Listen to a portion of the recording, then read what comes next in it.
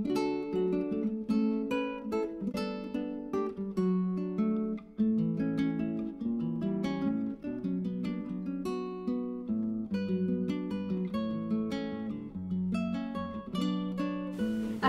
alaikum, I'm Arfa and welcome to my channel Tried and Tasted. All the recipes here are tried and tested. Today I'm making a replica of very famous Tunday Kababi from Lucknow. Those who know it does not need any introduction, and for others, let me tell you, this is a very famous restaurant in Lucknow and people from all over the country visit here just to have one plate of these kebabs. The owner of this restaurant has a secret recipe that has been running in his family for years.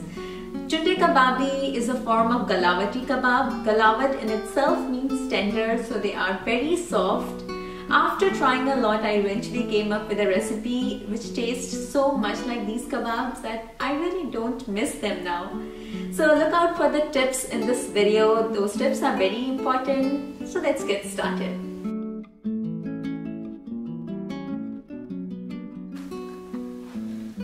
I'll roughly go through the ingredients now. I have taken some minced lamb. For Galawati kebab, the lamb should be minced very finely, so you might want to run it into food processor once again. And if you don't have food processor, then just like what I did, I have this meat tenderizer. You can just like tap it on the minced lamb, and so that it gets even more fine. And I have browned some onions, thinly sliced them and then fried them in oil. Here I have salt, some garam masala, ginger garlic paste.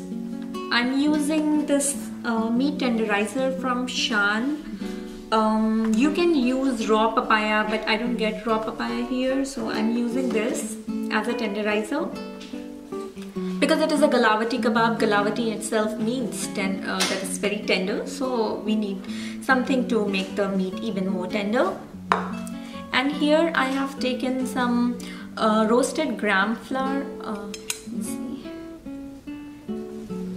Yes, so here I have taken some roasted gram flour, and I have some cloves, some green cardamoms, and this mace. What I did, I fried them in little ghee, and here I have them, and that's it.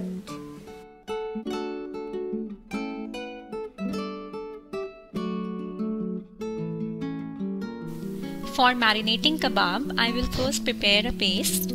So I have taken this brown onion in a blender jar, and to it I am adding ginger and garlic paste.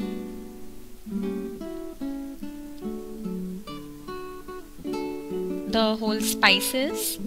As I mentioned before, I have fried them in ghee.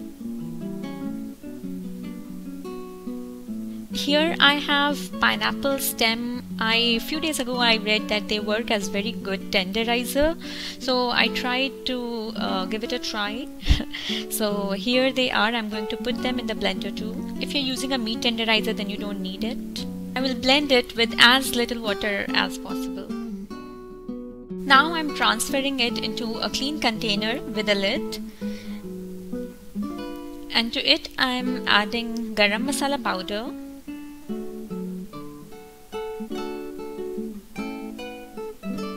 and salt according to taste.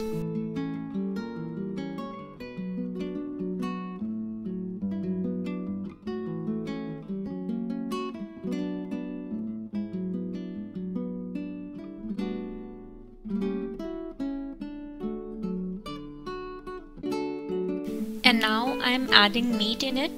We have to make sure that every inch of it is combined in the marination. We don't want to leave anything, so it might take some time to combine everything, but this is what we have to do. Now I will leave it for 4 to 6 hours so the meat tenderizer will do its work and make the meat very tender. Now just before frying, I am adding 1 tablespoon of ghee in it along with the roasted gram flour and mix it. The meat will be very sticky by this time.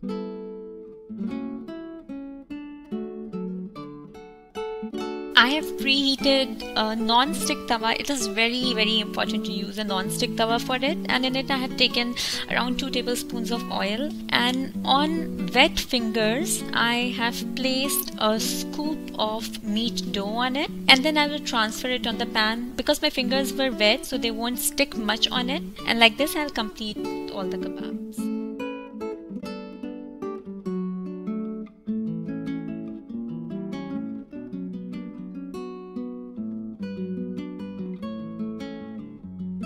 Since these kebabs are very tender, I will be flipping it only once, and that is when it is completely cooked from one side.